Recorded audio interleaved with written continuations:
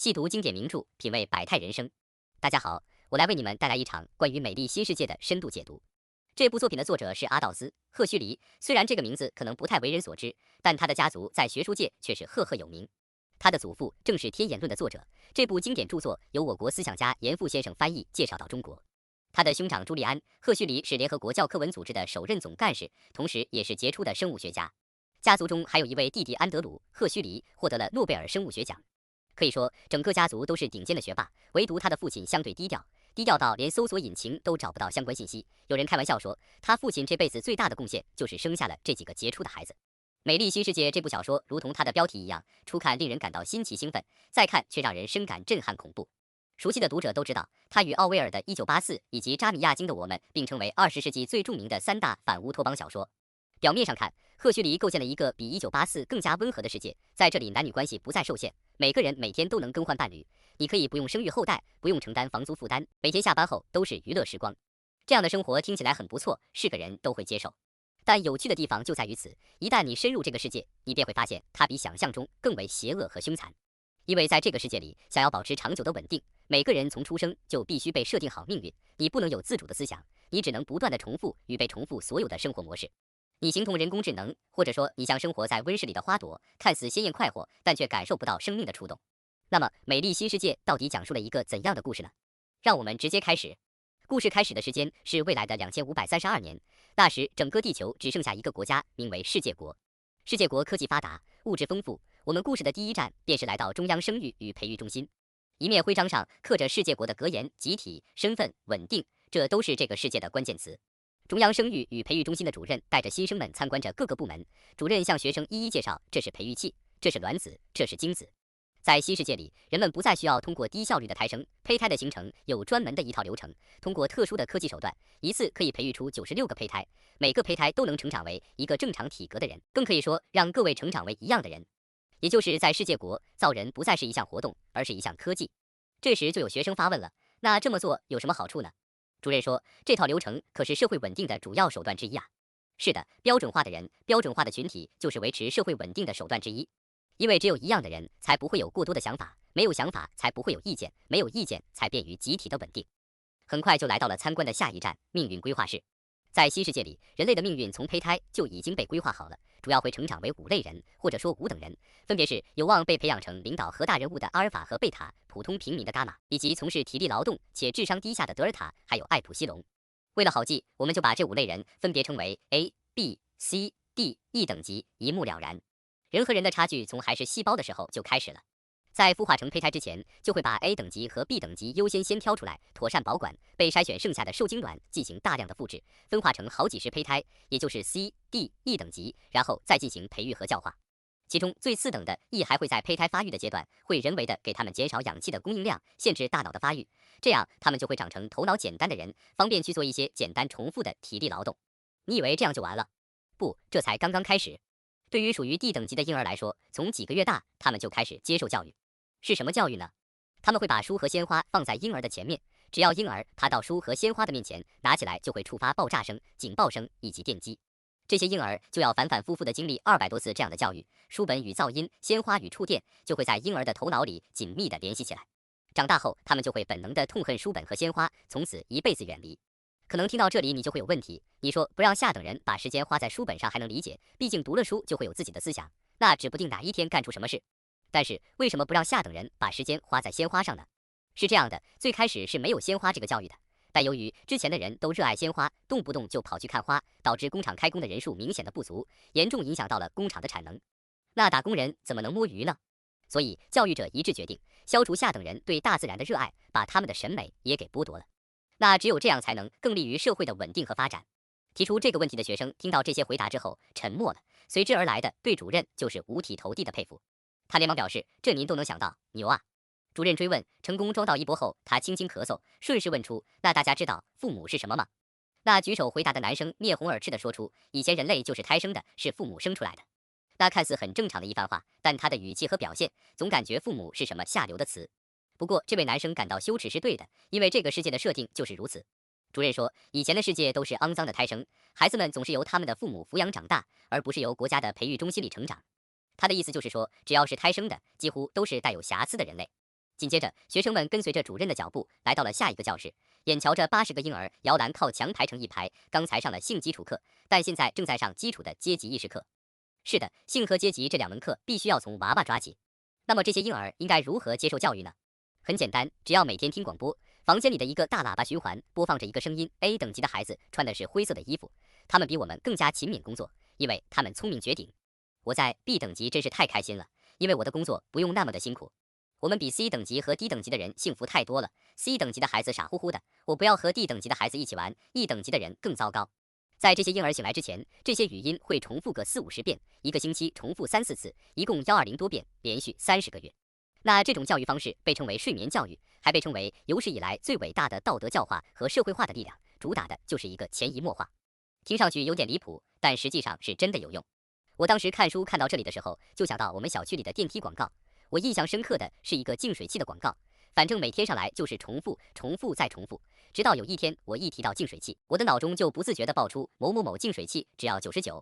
你看这样的重复虽然简单，但确实有效，想想还蛮可怕的。那参观的过程中，主任就非常得意这样的教育，因为他知道现在接受这样思想教育的孩子，长大后就会秉承这样的思想，命运的齿轮会往哪里转动，早已经在此刻就注定。以后的思想、判断、欲望和决定都会有这些暗示来所主宰。而所有的暗示都是国家的暗示。这时刚好是玩耍时间，外面的花园里，几百个男童和女童在草地上奔跑，有个小组吸引了主任的目光，其中2个孩子正在进行基础的性爱游戏，就像是进行探索科学一样，全神贯注。是的，在这个世界里，男童和女童可以大胆地玩基础性爱游戏，探索人体的科学。借这一幕，主任对他们的学生又讲起离奇的事实。主任说，在很久之前，孩子之间进行情色游戏都是会被认为是不正常的举动，大家不仅谈性色变，甚至连性都变成了一件很不道德的事情。学生们一听都笑出了声，表示怎么会有这样的世界，真的是离谱。主任接着说，绝大多数情况下，那些古代人甚至要到20多岁以后才被允许做这样的事情。学生们再一次目瞪口呆，被刷新了3观。学生问主任，那古代人最后的结果怎么样？主任还没来得及回答，就被另外一个人抢先回答了，结果很糟糕。这个人的出现让主任冲上前，伸出手，露出热情洋溢的笑容。这个人就是世界的主宰者蒙德。主宰者让学生们想象一个怀胎10月的母亲是什么样子，生活在家庭里意味着什么。学生们绞尽脑汁也没有想出来，主宰者开始给他们描绘家是什么呢？家往往就是几个小房间，住着一个男人和一个女人，一个或好几个孩子。男人们通常很苦闷，女人们时不时就会生孩子，孩子们很吵，家就是一座监狱，黑暗恶臭。可能画面感太强，一个男生听到这些描述之后，脸色煞白，差点吐了出来。那么听到这里，如果自由的前提是必须接受这种教育作为代价，大家还会觉得好吗？别着急，我们接着说。画面一转，一个叫莱妮娜的工作人员迎来了下班的时间。他和同事芬妮聊起了晚上的安排。芬妮得知莱妮娜和一个叫亨利的男生在一起4个多月，而且这个期间一直没有别的恋人时，他大吃一惊，表示你这么年轻就这么专一，是不是疯了？你就应该趁着年轻多交往几个，这样等到你40-50岁的时候才不会后悔。没错，在新世界里，专一的对待一段感情是可耻的，相反，海王海后才是这个世界的典型模范。所以这边芬妮拼命地劝着莱妮娜，千万不要在一棵树上吊死，前方还有一大片森林。就像新世界的口号说的那样，人人为我，我为人人，你想跟谁在一起，直截了当说明就可以。圆揽教是这个社会的责任。恰巧此时这位亨利也在和同事聊天，显然他是一个合格的公民，因为亨利在说自己的女朋友莱茵娜身材不错，建议同事们一起参与进来搞一搞。这些话被远处一个叫伯纳德的男生悄悄听到了，他心里很不愉快，他表示怎么左一句搞他，右一句搞他，显得莱妮娜像一块肉一样。这位伯纳德是一个 A 等级的人，但不同的是，由于培育他时工作失误，导致他身材矮小，这让他在一群上等人里面格格不入，经常受到其他人的排挤，被孤立的他远离了群体，随之他渐渐有了自己的独立意识。伯纳德和所有 A 等级的人都不同，伯纳德平等地恨着每一个人，他恨着亨利把莱妮娜当成异鱼肉，同时他也恨着莱尼把自己当成异鱼肉。亨利的同事注意到一脸闷闷不乐的伯纳德，以为他哪里不得劲儿，亨利赶紧拿出了苏魔，想让伯纳德爽一把。苏魔在书里的设定像是没有副作用的酒精，它能让人及时的产生快感或有麻醉的作用，甚至有些时候会出现美丽的幻觉。在新世界里，苏魔实现了商业化生产，人们在无聊的时候会来一下，心情不好时也会来一下，在大多数时候都会借由它来得到慰藉，因此这也让社会的稳定得到了切实的保证。亨利和同事劝伯纳德收下苏墨，说是一刻解千愁。说完，两个人大笑离开了，只剩下伯纳德独自骂他们白痴。另外一边，主宰人的讲话也接近尾声，他的结束语是：在以前那种糟糕的旧世界，带领者老人会消沉退休，皈依宗教，把时间花在阅读和思考上，真是愚蠢。你看看我们现在的老年人，他们依旧可以工作，还能交够，一直享乐。他们没有时间坐下来思考，就算有烦恼，也只要一丢丢的苏魔。这就是社会的进步。听了闺蜜的建议的莱滕娜走了出来，她找到伯纳德，在大庭广众之下表示自己答应了伯纳德的邀请。原来在前一些时间，伯纳德曾邀请过莱妮娜一起去新墨西哥。女神这一答应，伯纳德的脸瞬间哗的一下就红了起来。他想到别的地方再来谈这些事情，但莱滕娜拒绝了，因为他搞定了这个男人，还有下一个男人等着他，他便快乐地去找亨利玩耍。虽然莱滕娜答应了伯纳德的邀请，但伯纳德还是有很多的苦恼，因为莱滕娜是个多情的人，他还是想和亨利待在一起。同为 A 等级的人，伯纳德觉得大家的行为真的是太奇怪了，他们滥交，他们可以在公共场合里说私事，他觉得自己和这个世界格格不入。我们前面也说过，伯纳德体格比我们标准的 A 等级的人要瘦小很多，比标准的身高还矮上8厘米，四舍五入呢就10厘米。这样的他平时没少被针对，那些被他表白过的女人都嘲笑他，和他同一等级的男人都拿他开玩笑嘲讽他，这些就造就了他的自卑心理，总是被担心瞧不起，从而避免和同一阶层的人接触。但在比和自己地位低的人接触时，他也不舒服，因为他总是在过度的提醒自己的尊严，似乎哪个阶级他都容不下内心纠结。做那的决定，找朋友赫姆霍兹聊聊。赫姆霍兹的本职是情感工程学院的讲师，这位老哥啊，多才多艺，据说不到4年的时间里，就已经和640多个不同的女孩子好过，在新世界中可谓是人类的楷模。不过最近的赫姆霍兹也有点不对劲，他开始对运动、对女人以及社区活动不太感兴趣了。他开始专心地沉浸在写作里。他说想写出像 X 光一样有穿透性的文字，但是他又十分怀疑文字真的具备穿透力吗？尽管这是个问题，但是他一直在尝试。好友见面并没有驱散伯纳德头上的乌云，两个人话不投机，聊不到几句就散场了。过了一段时间，来到莱妮娜和伯纳德约定一起出去玩的日子。伯纳德提出两个人单独散散步聊聊天，但莱唐娜觉得这是一种很奇怪的消遣方式，无聊且单薄。最后他说服了伯纳德来点刺激的。说到刺激的结果，两个人去看了重量级摔跤锦标赛啊，就问你刺不刺激？回来途中，两个人才有机会聊上几句。伯纳德说自己喜欢静静的看海，因为海让他感觉到独立，感觉不属于任何别的东西，也不属于社会的一份子。但这些话可把莱茵娜吓够呛了，他赶忙地制止伯纳德：“好小子，你一天天瞎说什么呢？不是社会的一份子，这可是大逆不道的话。那这个世界不就是人人为我，我为人人吗？那哪怕下等人也要履行各自的职责，你还要独立。”这莱妮娜不提下等人还好，一提到伯纳德更生气，因为就连下等人都有自己的用途，这里的人全都是被规划好的，他不想过这样的日子。显然伯纳德这个时候已经觉醒，莱妮娜被他这一番离经叛道的话吓到了，他完全不懂伯纳德在说什么。明明现在这里的每个人都很幸福，那气氛都轰到这里，伯纳德就借此戳破这一层泡沫。他由此告诉莱茵娜，这都是从小被灌注的，并不是大家自主的思考方式。莱妮娜还是不懂伯纳德在说些什么，只能劝伯纳德赶紧吃点苏魔，忘记这一些可怕的想法。随后的半小时里，他们回到了房间，最后伯纳德向现实妥协了，他一口气吞下了4片苏魔，他们便开始脱衣服，快乐地戏耍起来。结束之后，两个人回到了城里，伯纳德找到了主任，签署通行证，他想要和莱唐娜去墨西哥的野人区玩一玩。主任得知之后，趁着这个机会告诫伯纳德，他对伯纳德工作之外的行为都很不满意。A 等级的人必须服从规范，如果再听到什么不符合规范的行为，就要把他调走，直接来说就是发配。伯纳德听完这些话，他不以为然，还沾沾自喜，他觉得众人皆遂他独行，甚至他还总幻想着自己孤身一人对抗秩序，想要自己是那么重要和突出，就感觉心醉神迷啊。说人话呢，就觉得自己帅惨了。伯纳德不顾规则，带着莱妮娜来到了野人区。这里所谓的野人区，就是没有接受新世界管辖的社会，里面依然存在着胎生有家的概念，跟我们今天社会是差不多的。伯纳德刚到野人区，就收到了好友赫姆霍兹的电话。他说，原来主任真的是找人在代替他。这下伯纳德慌了，他想象中的叛逆和幻想中的勇气顿时烟消云散。可是这会儿能怎么办呢？来都来了，不管了，先磕上4片苏魔再说吧。那终于呢，缓了过来之后，他们开启了野人区的探险。一路走来，野人区脏乱差的环境让莱唐娜的脸皱成了一团，她十分后悔自己没带苏毒。接着，在野人区的村落里，莱妮娜和伯纳德居然偶遇到主任曾经 B 等级的前女友唐达。琳达看到同类之后，招待了他们，并开始倾诉这些年的不易。琳达说：“你们是不知道啊，那这些野人简直不可理喻，所做的每件事情都是疯狂之举啊。比如这里的人居然可以给孩子喂奶，衣服破了居然不是买新的，而是补来补去。而还有啊，这个人都非常的自私，居然没有人人为我，我为人人的概念。”唐达表示一直秉承着人人为我，我为人人的思想，所以唐达从来不拒绝想来找他欢愉的任何一个男人。这种举动让这些男人的女人经常来闹事，他的生活充满了各种各样的麻烦。最让唐达受不了的是，这里的人都是胎生，而且他还在这里被迫生下了自己的儿子约翰。那至于约翰的亲爹是谁，我们先按下不表。唐达在一个和自己三观完全不同的世界里，他感觉到十分的痛苦，总会因为自己的行为饱受针对。最后他说，还好还有约瑟，母子俩勉强相依为命。在野人绝的日子里，唐达教会了约翰识字阅读。偶然的机会下，约翰得到了一本莎士比亚的作品集，在书里他发现了时间、死亡和上帝这些概念，他开始学会独立思考。那这些话倒是引起了伯纳德的共鸣。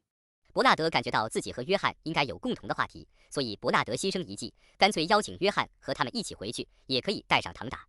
那在一旁的约翰听到这里，眼前一亮，欣然答应，因为他早就对母亲口中的美丽新世界充满了好奇，他很想看一看这完美的世界到底是怎么样的。于是他们就踏上了回城的路。到了新世界内，一转眼，主任就在受惊池里声情并茂地控诉伯纳德，声称伯纳德享受着 A 等级的身份，享受着 A 等级的福利，但却没有尽到 A 等级对社会做出的贡献责任。他是社会的公敌，是破坏稳定的阴谋者。于是主任当众宣布，必须将伯纳德流放到最低级别里，然后转过身问刚到不久的伯纳德。事已至此，伯纳德干脆把唐达和约翰一起叫了进来。琳达一眼就认出了主任，一脸震惊。为什么呢？相信听到这里，大家估计也能猜到，因为主任就是约翰的亲爹，也就是说是主任导致了琳达的胎生，而胎生这件事情就是琳达的耻辱，所以琳达决定将这件丑事公之于众。于是约翰跪倒在主任的面前，直呼我亲爱的父亲。那这话一出，在新世界里可谓是伤害性不大，但侮辱性极强。正所谓好事不出门，坏事传千里啊！经此一事，主任立马就出了名了，上层阶级都迫不及待想要见见他。主任一天天教导别人如何培育，咋自己还胎生了呢？但最后主任实在是丢不起这个人，光速辞职。而这件事的女主角琳达虽然没有受到任何的关注，但好在她终于回到了文明的世界。她每天就肆无忌惮地吃着苏馍，一天甚至能吃20多克，欲仙欲死地生活着。那是约翰，他在新世界里可耐活了，毕竟在这里的人都没有见过胎生的人类，大家都想和他见一见。但是你说见红人哪有这么容易啊？要想见约翰，必须通过指定监护人伯纳德的同意。本来这伯纳德在新世界里就是遭受人排挤，那这个差事一下来，许多人都开始来巴结伯纳德，这让伯纳德心生骄傲，虚荣驱散了他的自卑心，成功使得让伯纳德整个人飘飘沉静的。他以为新世界是一个不满的世界，但是现在他成功之后，和这个世界开始和解。同样呢，享受到名人效应的还有莱妮娜，许多大人如约，他就是想知道和野人戏耍究竟是什么样的感觉。莱妮娜确实对约翰有着好感，但她也搞不清楚约翰的想法。有一次，莱妮娜约约翰看电影结束后，两个人即将分道扬镳。这个情况下，莱妮娜希望对方能够做一点什么，但最后约翰只是说了晚安。本来想开车的，但这人还没上车呢，车先走了。第二天，心情不太高涨的约翰便拒绝了伯纳德的晚宴。这一拒绝，伯纳德丢尽了脸面。因为你想想看，晚宴上的客人都是奔着约翰而来，这下好了，因为看不到约翰，大家只能纷纷离席，王宴就只能剩下伯纳德自己。脸面丢失的伯纳德开始对约翰怀恨在心，准备对他进行小打小闹的报复。那这报复是什么呢？约翰打算让自己的朋友赫姆霍兹来羞辱一下约翰。在伯纳德的安排下，约翰和赫姆霍兹见了面，没想到两人第一次见面就一见如故，别说羞辱了，听着两人聊天啊，这伯纳德就表示我应该在车底，不应该在车里啊。伯纳德觉得这样下去不行啊，于是，在约翰和赫姆霍兹他们谈论最喜欢的诗歌时，伯纳德强行插话，强行的贬低约翰，以此暗示赫姆霍兹。没想到这回赫姆霍兹威胁伯纳德说：“你要是再敢插话，我就把你从这个房间里赶出去。”伯纳德就这样被打了脸。在约翰高声朗诵《罗密欧与朱丽叶》时，赫姆霍兹从诗歌里听到那对母亲、父亲强迫女儿与不喜欢的人结合，那个傻乎乎的女人还说自己心有所属时，他实在是忍不住笑出了声。那这一笑就破坏了朗诵的气氛，约翰愤怒地看着他，但笑声呢并未停止。那为什么赫姆霍兹会大笑呢？因为在他的价值观里，他认为心有所属本就很好笑，新世界里主打一个人人为我，我为人人，哪里还有属属的一说呢？这件事离奇的程度仿佛就在说这辆共享单车是我的一样。其次，不和别人结合也很好笑，结合属于无干白不干的事情，为什么他要拒绝？这就是赫姆霍兹大笑的原因。最后，赫姆霍兹好不容易喘过气来向约翰道歉。尽管赫姆霍兹知道，想要写出好的作品，必须要营造出滑稽疯狂的场景，但是听到父亲和母亲这样的词汇，一本正经实在是太难了。毕竟两套价值体系生长出来的人，难以完全理解对方也是正常的。几天后，莱妮娜发现自己对约翰上了头，就连吃苏馍也对抗不了喜欢他的心。于是呢，他就借着这个劲儿敲响了约翰的门。正所谓勇敢的人先享受世界，约翰十分惊喜莱唐纳的倒贴，自己再也不用压抑着对莱妮娜的情感。他对莱唐纳表白，甚至还想做一些什么来证明自己能够配得上莱唐纳。同时，莱茵娜听到这里也很开心，不过很快他又听到了脏了耳朵的事情。约翰大声地说，在他们那里，人们会结婚，一生一世的共同生活。这些话在莱茵娜看来，这真的是个可怕的想法。她感觉自己也听不懂约翰的话，但是也管不了那么多了。现在莱茵娜只是想知道约翰喜不喜欢自己。约翰用极低的声音说道：“我爱你胜过世界上任何事情。”莱娜听到这么说，那表示，那你还说个啥喽，上啊！于是呢，莱娜就直接悠住了约翰的脖子，向约翰更进一步发展。但约翰表示，即使在最方便的场合，也不能让自己的廉耻化为肉欲。哈，这种坚定的感觉呢，跟那个东土大唐来的那一位有的一比啊。那约翰还在抗议，但莱茵娜已经解开了衣服，走向了约翰，还命令约翰亲吻自己。这强制爱的剧情吓到了约翰，他大喊莱茵娜是个娼妇，赶紧让她滚开。莱茵娜很是无奈，便离开了。那剩下约翰自语后，还没等到约翰平复心情，他就接到了一个噩耗，Linda。由于过量的食用苏魔命不久矣，约翰赶到唐达床前，但琳达并没有多少清醒的时间，他一会认出了约翰一会，以为约翰是什么不速之客，最终约翰目睹了唐达彻底断气。失去亲人的约翰跪在床边开始哭了起来，同时病房里还有很多长得一模一样的8岁小孩，他们在这里接受死亡的教育，只要有人死亡，就会有护士给他们小食，以此来淡化死亡的可怕与恐惧。病房里的护士觉得约翰十分胡闹，毕竟令人恶心的哭泣会将健康的死亡教育统统抹上，甚至会让这个世界的孩子对这个问题产生可怕的想法，会刺激那些小孩走向完全错误的反社会道路。护士上前让约翰规矩一点，这些言论让约翰彻底的崩溃，只能一言不发地离开这里。走出医院，约翰撞到了在排队领取苏魔的低等级的人们，他看到蜂拥而至的多胞胎，现在他终于发现新世界一点都不美丽，反而发烈丑陋，令人作呕。约翰向人群大喊，不要拿那个可怕的东西，那是毒药，但是并没有人理会他，分发苏七的助手想把这个捣乱者给赶出去，但约翰只是一劲的大喊，最终约翰和地等几人打作一团。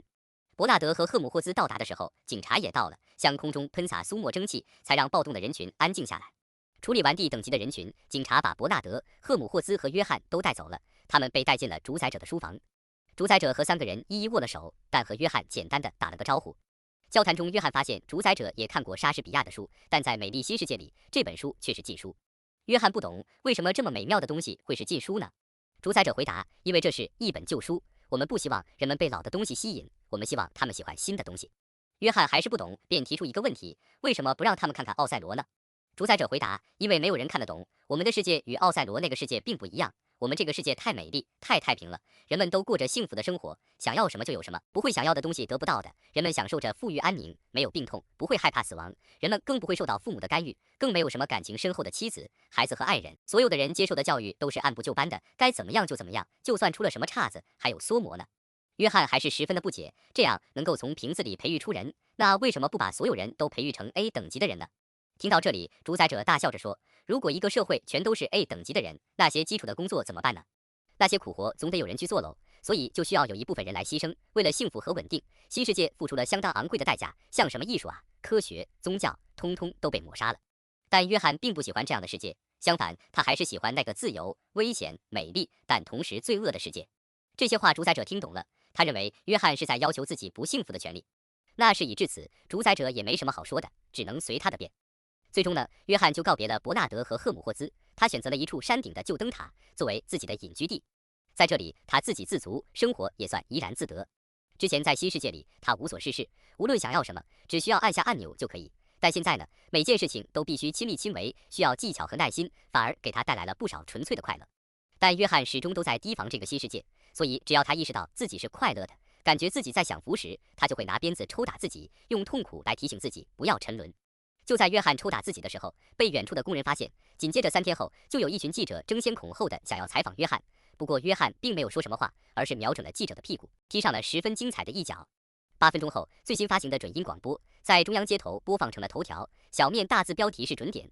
广播的记者被神秘的野人踢中了尾椎骨。接下来的日子里，约翰就动不动抽自己来净化欲望，这就让一位有耐心的摄影师拿到了一手录像。12天后，一部叫《魅力的野人》上映了。上映后的第2天，约翰的宁静生活彻底被打破，耍到好奇的人们蜂拥而至，约翰就像一头困兽步步退齐。约翰不懂为什么这群人始终不肯放过自己，他愤怒地问他们想要怎样。围观的人叫喊着要看约翰拿鞭子抽自己，直升机是一架接着一架，围观的人群里3层外3层，约翰就像动物园的动物一样被要求着表演。人群中，约翰看到了莱妮娜，2滴眼泪从他的脸颊里滚落，他想要说些什么，但是没有人听得见。莱茵娜充满了激情，向约翰伸出了双手，一步步走向前。但约翰像疯子般朝她冲了过去，开始拿鞭子抽了起来，这把莱茵娜给吓到了，转身就跑。围观的人群开始模仿约翰狂野的行为，像约翰一样开始殴打自己的肉体，或者互相殴打。但这场赎罪狂欢直到半夜才散场。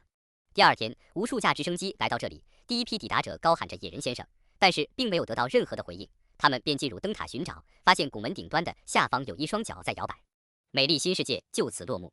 那怎么样？看完这个故事，你还会觉得美丽新世界这样的世界是美好的吗？这个答案我们在结尾给出来。我们先来聊聊读后感。我们在围绕这本小说的时候，经常会说乌托邦和反乌托邦，那么这两个词到底是什么意思呢？那乌托邦可能就比较好理解，乌托邦是一种长期向往的社会状态，比如说社会中充满着稳定、公平、无竞争等等，是一个非常理想化的社会。而反乌托邦其实就是对美好想象的一种反思，而不是对体制的反思。所以美丽新世界是借助一个想象中所谓完美的社会来看待我们，今天它起到更多的是启发和反思的作用。比如书中所提到的苏七，在新世界中，苏七让人们暂时的麻痹自己的精神，逃离现实世界的一种药物，但实际上它更像是对现实的一种映射。但每个时代都有每个时代的苏木，比如今天的苏七，像不像我们生活中摆脱无聊的短视频，或者说手机，沉浸在短视频的世界里时，我们确实会感受到一种暂时逃离现实的快感。我们愉悦、兴奋、开心，但是刷久后你就会发现，越刷越累，越刷越无聊，但是你也只能继续的刷。因为当你放下手机的那一刻，回到现实中时，你便会很快感受到那种无尽的空虚。其次，大家会发现，在新世界的社会里，大多数人都是在追求一种稳定的状态、稳定的生活，大家的生活都是一成不变的，活在一种主宰者所制定的规则当中。稳定看似是安全的，但实际上呢，却是另外一种牢笼。也就是说，完全标准化的世界是毫无生机可言的，人生也是一样。估计大家多少都听过这样的话：什么年龄就要做什么年龄的事情。小时候我们被要求好好读书，长大一点我们就要被要求谈对象，再长大一点要被要求结婚，最后呢是生孩子，最后我们再让自己的孩子好好读书，再好好工作啊等等。似乎你的人生就跟一份说明书一样，每一步都有参照。但最可怕的是，这份说明书居然每个人都一样，像搞了我们的出厂设置。所以最后大家活出了人生都是一种范本式的人生，而且这种所谓的范本似乎已经成为了一种规则。如果有人突破了这些规则，那么他就会成为社会中的一些异类，受到冷落、排挤和谴责。虽然现在信息流通速度开始变快了，越来越多的人开始清醒，似乎不接受老一套的规则，但是规则消失了吗？并没有，有些人开始流行起另外一套规则，比如说躺平、不结婚、不生育等等等等，不少人都加入其中。那么我到底想要表达的是什么呢？我想说的无非就是，无论面对哪一种规则，我们要做的都是保持独立的思考，而不是盲从主流、盲从规则。你到底适合怎样的生活？你要怎么活？不是看群体，而是看你自己。这本书出版于1932年，跟离今天已经过去92年的时间啊，也差不多将近100年了。有些问题呢，在今天依然存在，或者说根本没有变化。例如对消费主义的提醒。书中提到，在育儿所里，儿童自小被教育就衣服丑死了，补丁越多越是穷光蛋这种理念。当我们把目光投向现实世界的时候，你会发现如出一辙，生活中不少消费品已经被打上了符号的标签。常见的就是钻石与爱情对等，克拉数越大，对爱情就越忠贞；品牌与某种阶级、某种生活态度所连接，似乎大家买的并不是商品本身，而是商品背后的一个认同的故事。人们早就习惯于通过商品之间的差别来区分自己和他人的社会等级与地位，这使得人们越来越注重外在化，而不注重精神与内涵的追求。久而久之，人们的精神就越发的空洞。这大概是当时的赫胥黎想要对今天人们的提醒。那么我们再来说一说《美丽新世界》和《1984》这两本书的区别和联系。波斯曼在《娱乐至死》这本书里面说过，奥威尔担心我们憎恨的东西会毁掉我们，而赫胥黎认为我们将毁于我们所热爱的东西。那么哪些人会最先发现这些呢？在1984里是男主温斯顿最新发现的，在新世界里是伯纳德和约翰发现的。那他们有什么共同点呢？首先，他们都是远离人群的，或者说他们都是孤独被排挤的。这些不太合群的，往往比较容易觉醒，因为人一旦随着大流，个体的思想便会消失，群体的思想便会等同于个体的思想。独立思考是许多哲学家启蒙的第一步，所以当你认为自己不合群时，融不进集体时，只要你还认可你自己的思考，你就会获得一份珍贵的独立，你会看到比群体内更广阔的世界。就像鲁迅说的那句话，前途很远也很暗，然而不要怕，不怕的人面前才会有路。其次，美丽新世界和1984一样，人们一天只有2个状态，一种是上班状态，白天拼命的干活，一种是麻木状态，下班后开始不思考、不表达，沉浸在苏魔的世界里。1984是强规则，它必须让你这么干，否则思想警察就会上门，2+2必须要等于5，你没得选。而新世界的规则则是隐晦的规则，你想要怎么做都可以，但只要你和别人是一样的就行。前者看起来更压抑，后者看起来更放纵。在压抑的环境里，人们可能比较容易意识到这种强制性的规则，但在放纵下，人们可能更容易沉沦其中。这就是美丽新世界的可怕之处，意识不到的恐惧才是真正的恐惧。但无论哪一种规则下，那必定有人能够从中醒来，能够采取一些行动，哪怕这些行动只是一份思考。那希望这个视频能够成为你的思考。那还是那句话，人一旦放弃思考，就是放弃自己，沉沦其中。